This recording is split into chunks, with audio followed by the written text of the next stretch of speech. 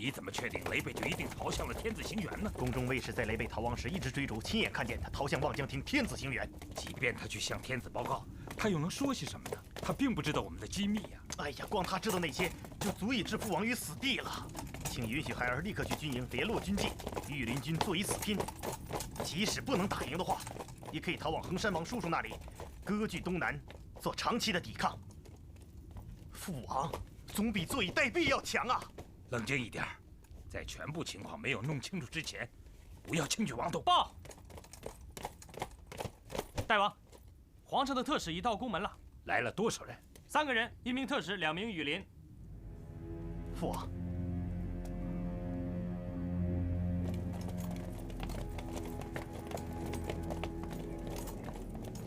这样吧，父王，如果皇上真是来抓你的话，3个人也没什么好怕的。孩儿找上刺客，穿上卫士的衣服，站立在父王周围。如果他们敢动手的话，立刻结果他们。好，就这样办。好，快点，快点，听我的号令，快！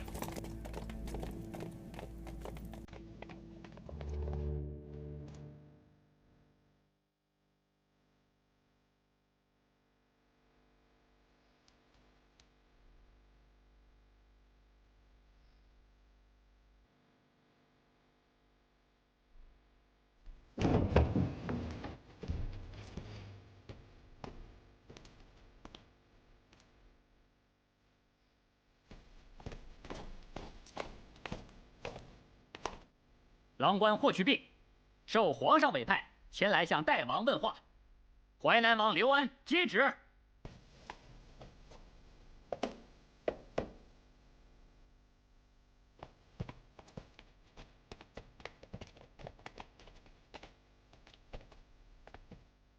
圣旨。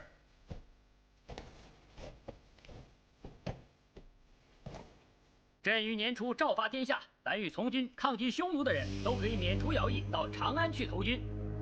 淮南王，你知道吗？臣听说了。太子刘谦在否？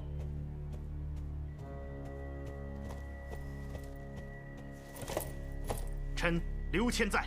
刘谦，你身为高祖嫡系血脉，竟然不明白抗击匈奴、捍卫国家的道理，擅自阻挠你的下人热血报国之情，破敌从军之意，实在有辱宗室的荣誉和祖宗的圣训，朕予以严厉申斥。臣知罪。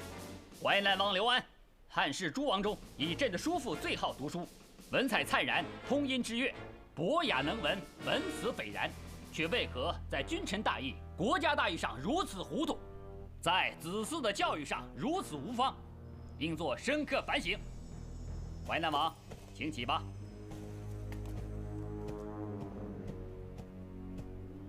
你就是霍去病？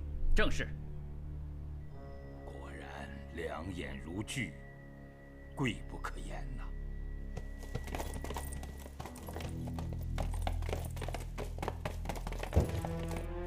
父亲，你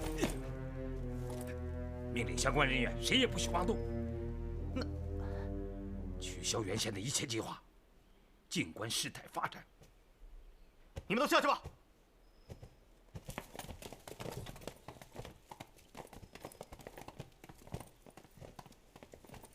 皇上究竟要干什么？父王，孩儿觉得情况有些不对啊。那雷贝所知道的事实，皇上怎么一条也没有追究啊？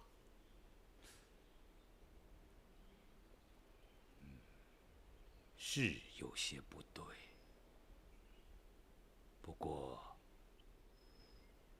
霍去病是皇上的侍郎，能派霍去病来，可见皇上对我们并没有敌忾心理。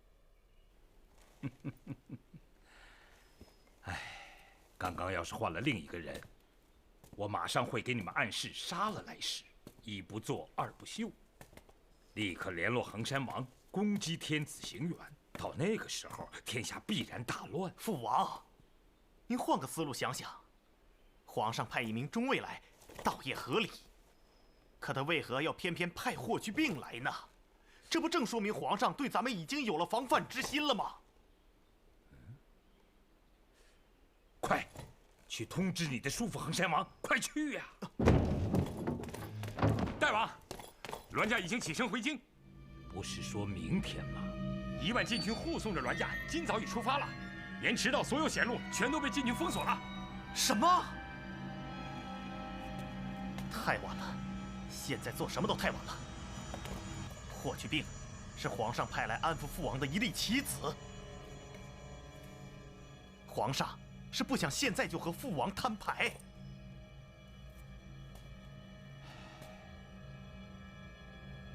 难怪连匈奴人都不是他的对手。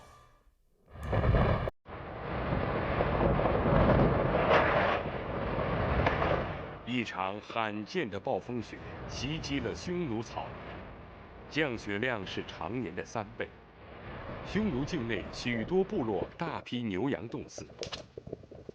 自然界的灾难使匈奴人在第2年的春天发动了对汉朝边郡新的攻击。但在汉朝方面，由于王太后的国丧未除，朝廷对军队发布了不得进攻作战、停战诏令。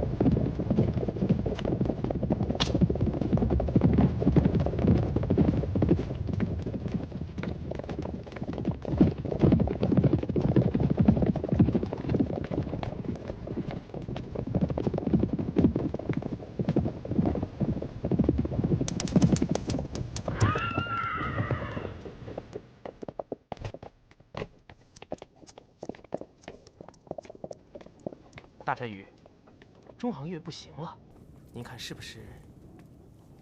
大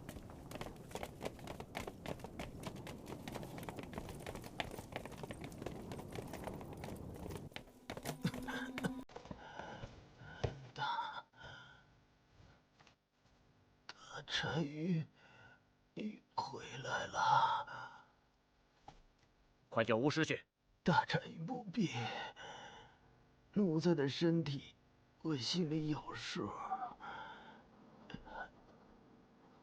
这些年托闺房，承蒙大单于不亲，我要去了。只是有些放心不下。中行月，有什么话你就说。大单于。再不可以匈奴人的古老习惯，对汉朝进行无节制的掠夺和勒索。也是没办法的事。一场大雪，几乎所有的部落牛羊都断了顿。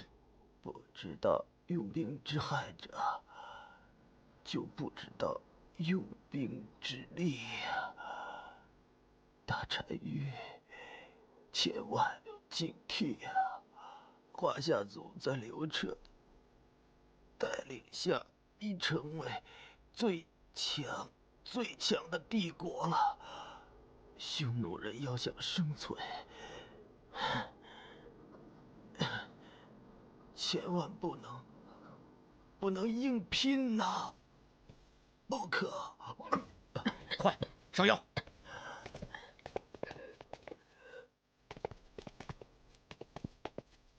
他这话什么意思？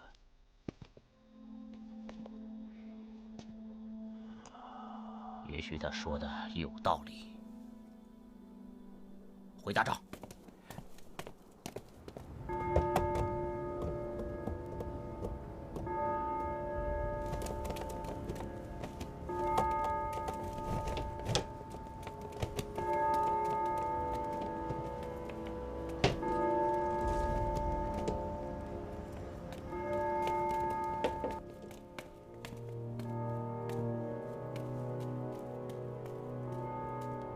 你知道为什么敲钟吗？陛下，皇太后守孝期已经满了。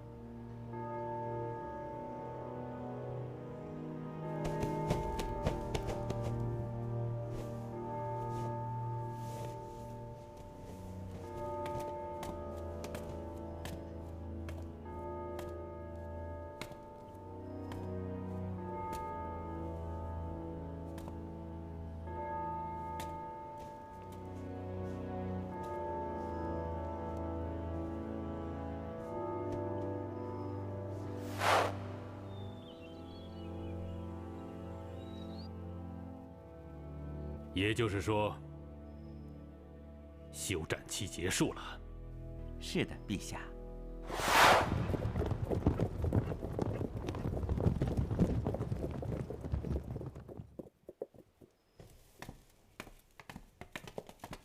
宣赵信，宣苏建，李广，宣卫青，霍去病。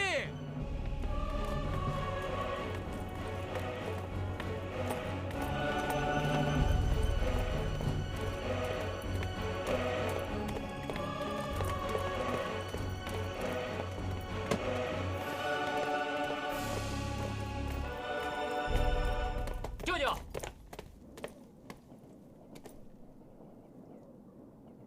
皇上开御前军事会议，你来干什么？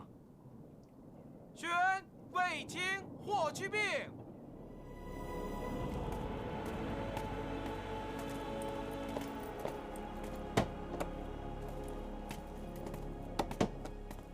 臣叩见皇上。平身吧。谢陛下。元寿元年，汉武帝刘彻结束了休战，随即以大将军卫青为统帅，命博望侯张骞为参军，赵信为前锋，苏建、李广、霍去病诸将各率所部，由定襄出发，进击匈奴大单于，试图一举击破之。然而，此次战役的进程并不顺利。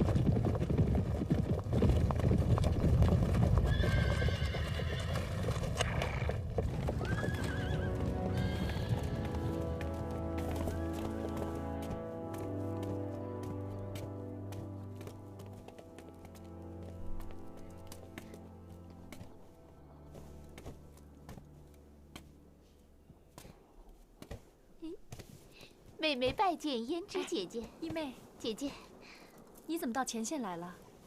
我也不太清楚。哥哥传令，让我立刻到军中报到。义妹，坐。义妹，大单于让你也随军出征，他疯了不成？胭脂啊，哥哥。妹妹拜见哥哥。妹妹，还记得当年北小王的王子额虎儿吗？额虎儿，他不是早就已经战死了吗？不，他没有死，他已经投汉朝当了将军，他还取了个汉人的名字，叫赵信。赵信。他在哪儿？这次汉军卫青的主力打前阵的先锋官就是赵信。哥哥想叫你把他拉回来。哥哥，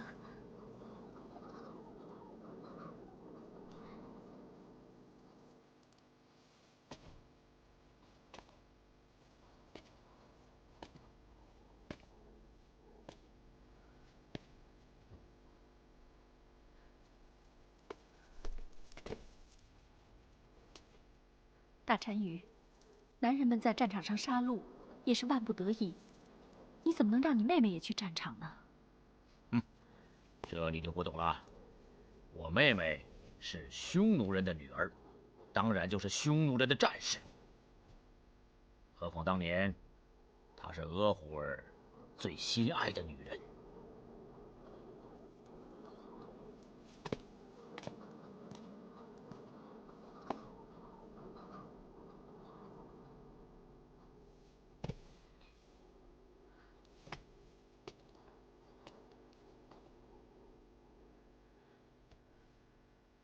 但是哥哥，鄂虎儿现在已经是汉军的将军了，妹妹就算是一只百灵鸟，恐怕也难飞到他的身边。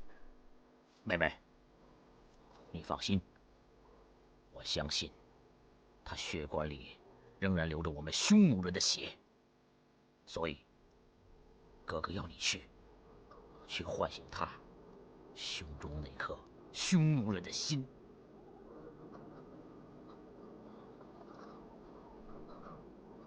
妹妹，你还爱鄂虎儿吗？想见他吗？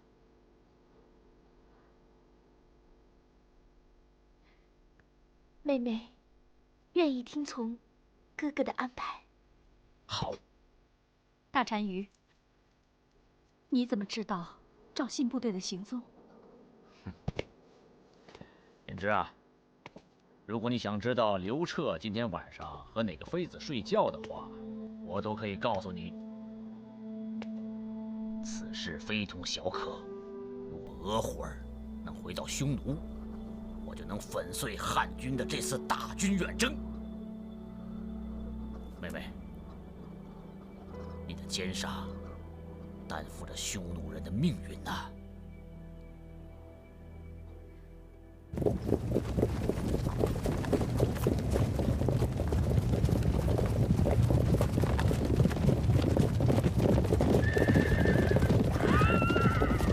快点，大将军！大将军！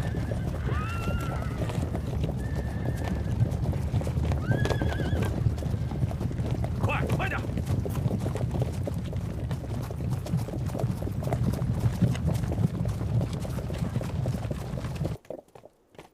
舅舅，大将军，舅舅，所有的将军都在外面寻求战机，干嘛把我放在营里？皇上临行前可是亲自嘱咐你，让我参战的。赵信苏建部有消息没有啊？还没有。舅舅，朴瑶校尉，你在和朝廷大将军说话。是，大将军。好，我就给你个机会，你现在率领你的800骑，去抓几个舌头回来。多谢大将军，我的800精骑早就已经准备好了，就等大将军发令了。等等。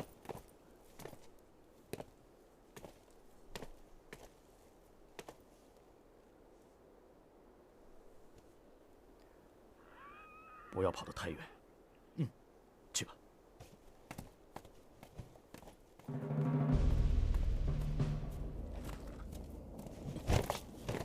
弟兄们，养兵千日，用兵一时。今天我要出奇兵，你们敢不敢跟我去？敢！驾！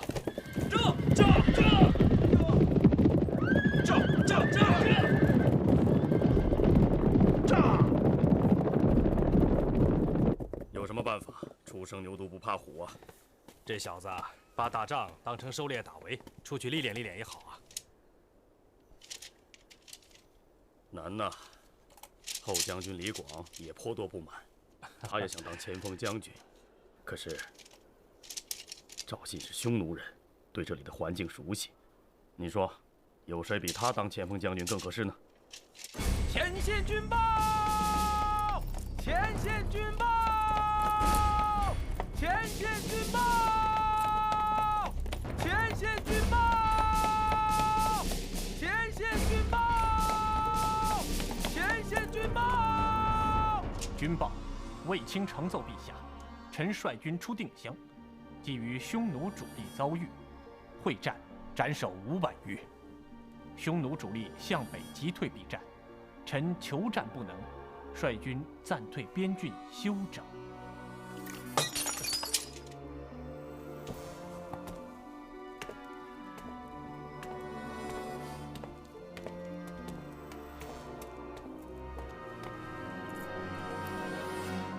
朕看大将军是越来越爱惜自己的名声了。什么叫求战不能？陛下，也可能前方形势有所不得已啊。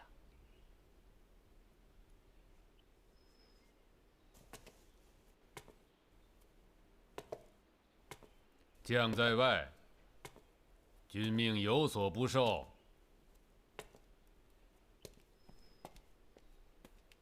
拟诏。诺。告诉卫青，可以休整，但休整的目的，还是要找到匈奴单于主力决战，便反击匈奴，为永绝外患，从根本上消除匈奴人对边境的军事威胁。显然，皇上对我军的战况很不满意，要求我军找到匈奴主力决战。此次，匈奴人似乎吸取了以往教训，其主力总是在迂回流动中，难以确定其准确位置。我大军难以对其形成合围。张骞，在。我大汉军向北急行，你觉得在哪儿安营扎寨为宜啊？大将军想北进多远？大概300里左右吧。那儿，以雀儿湖一带为好，那里水草丰茂，有利于大军屯结。那好，大军今晚就开拔，向北急行至雀儿湖一带驻扎，以此调动匈奴，寻找作战时机。赵信，备将在。你率你的3000匈奴部族走你们熟悉的路，先行开路。苏建部从侧翼配合，由你2翼护卫，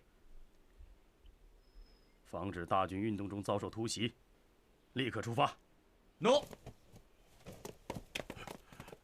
其余各将各司其职，准备连夜开拔。诺。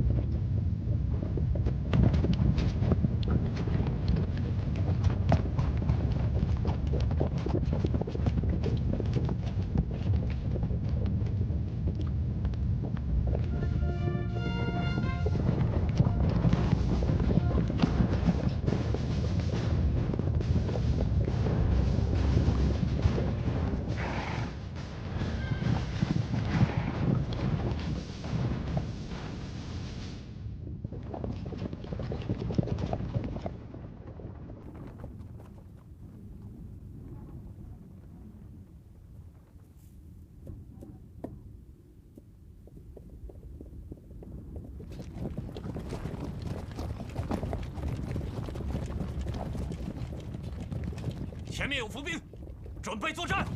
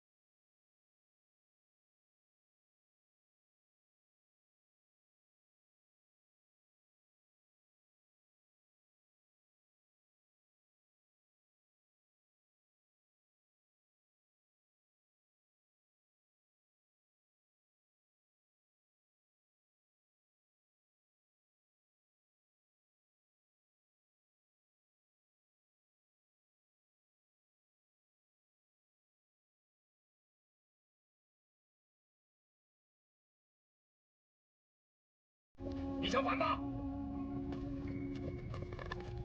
回来！回来！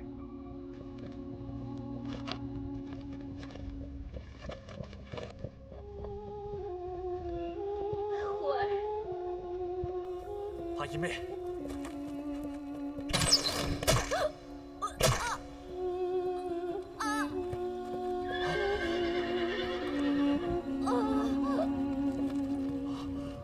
阿姨妹，你怎么了？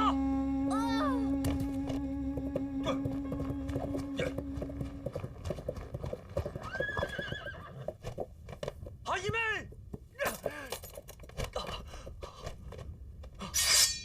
阿姨妹，你醒醒！姨妹，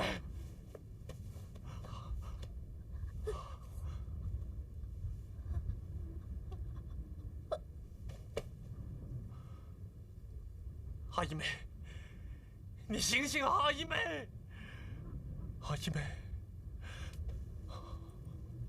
你想反了？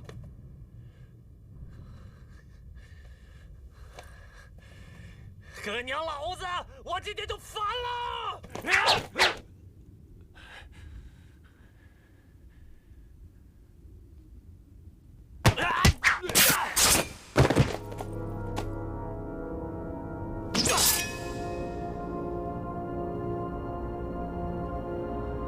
兄弟们，回匈奴！回家！回家！回家！回家！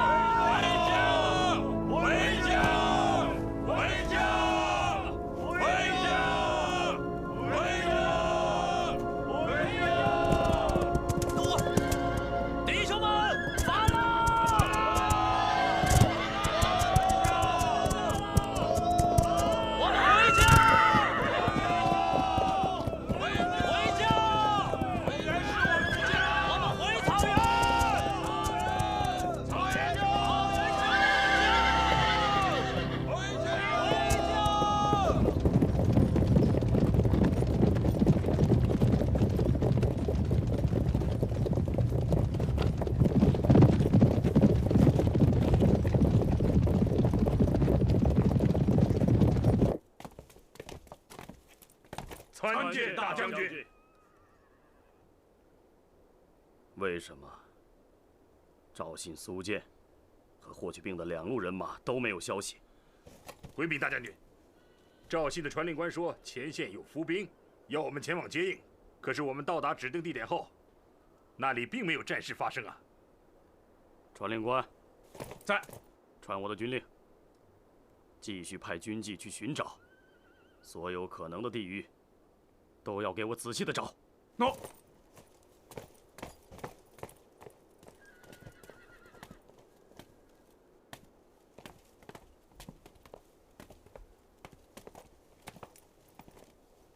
霍去病是绕着雀儿湖，朝西北方向去的。你估计他可能去哪儿？如果是往西北方向的话，很有可能遭遇匈奴的主力部队。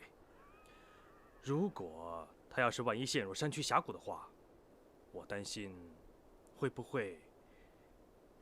大将军呢？要不要派部队去接应他一下？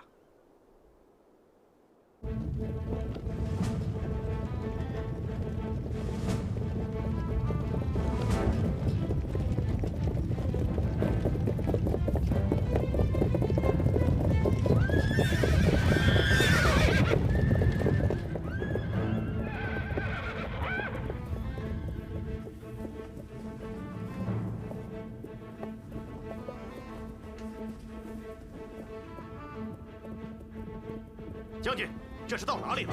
管这么多干什么？你们只管跟着我冲下去，见敌就杀。记住，你众我寡，不可恋战。杀！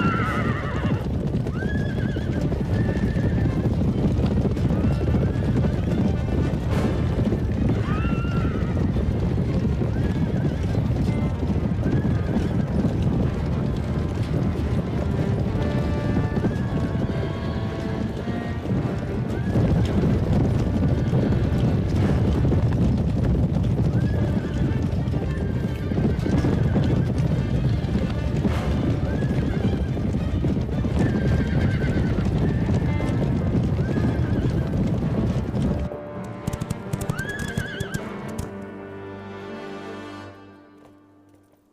启禀大将军，卑职在哈坎井一带找到右将军苏建所部。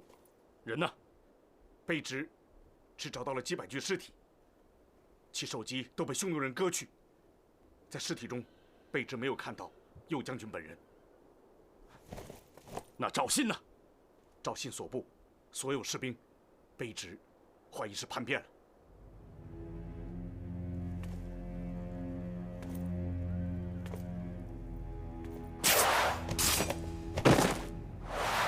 这个王八蛋！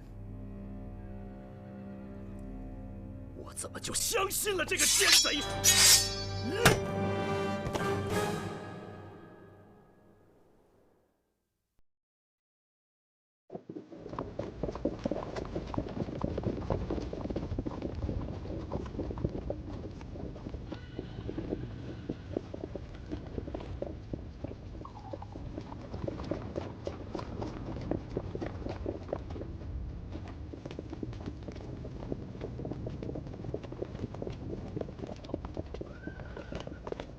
大单于，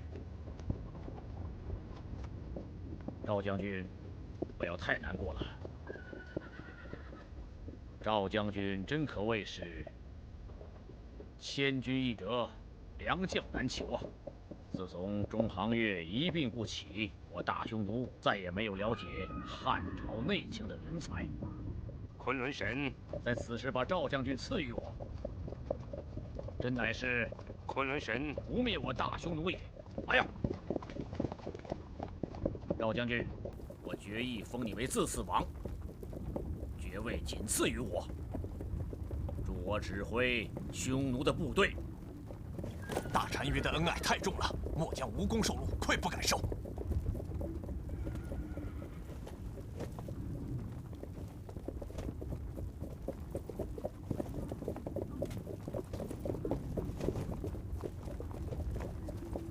赵将军，你原本是匈奴的种姓，断不可有汉人的虚伪。汉人的兵书上说：“军人以禄，亲于王室。”赵将军，这个王位，你当之无愧。兄弟将效命于自己的大单于，万死不辞。报告大单于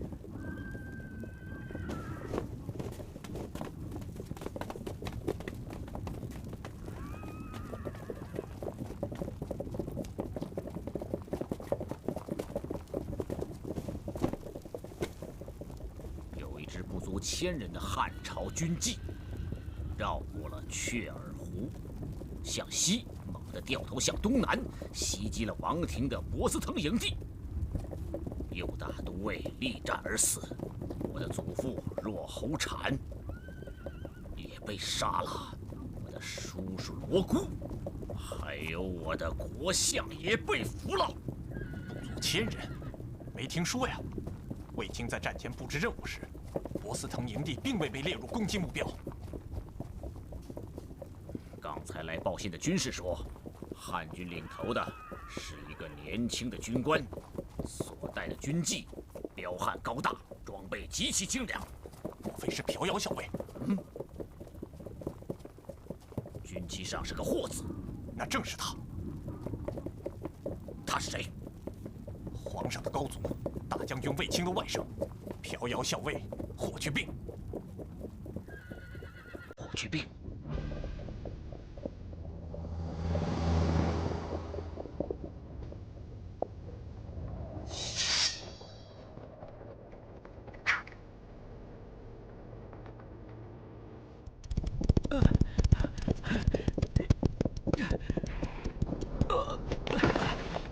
将军，将军，将军！赵信逃敌后，带领匈奴主力趁势向我围攻，北将一部死战至天黑，最后只剩下我一个人回来，向大将军请罪。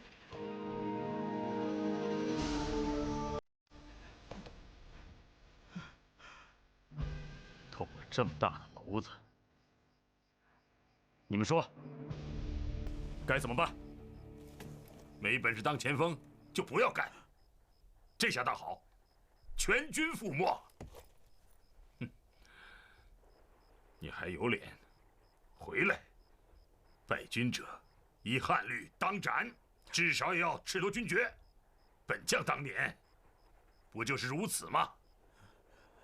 由于赵信降敌，苏将军只以1000余人对付匈奴的数万大军，全军覆没，不全是他的责任。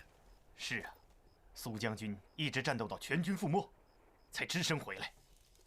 我觉得他已经尽到了一个军人的责任。如果杀了他，那么以后士兵打了败仗，谁还敢回营地呀？以我的职权，可以临阵斩将，但赵信临阵叛变，我有用人不当的责任。此事应当奏明皇上，一切由皇上来裁断。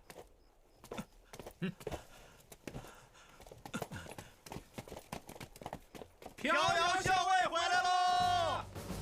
快，换他进来。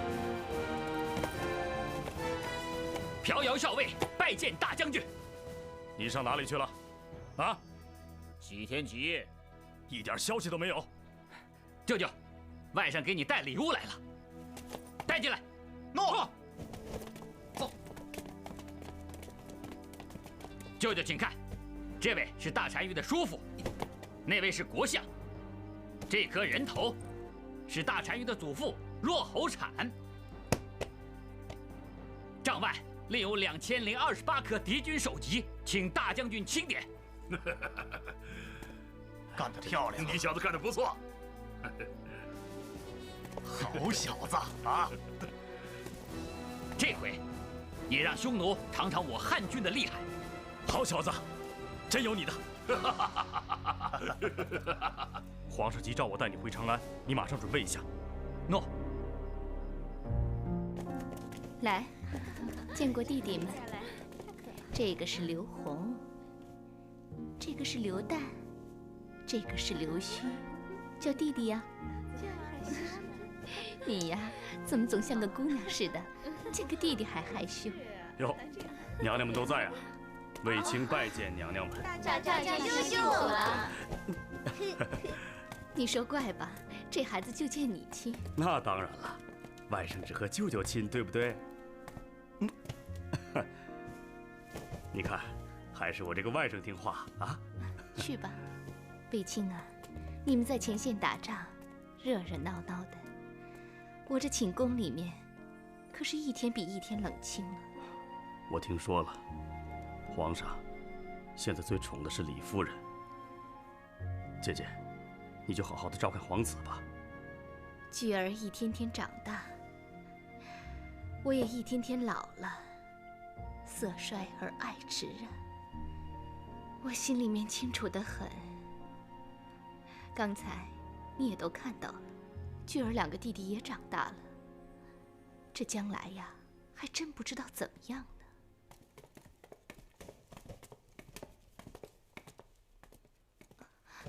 臣妾卫青叩见陛下。平身吧。谢陛下。孩儿们呢？在那边玩耍呢。好。赵信在你手下多年，他这次叛变，你事先竟一点迹象都没有察觉吗？臣愚昧。朕委你重任，1000军万马杀过去，你却无功而返，还不如一个初出茅庐的霍去病。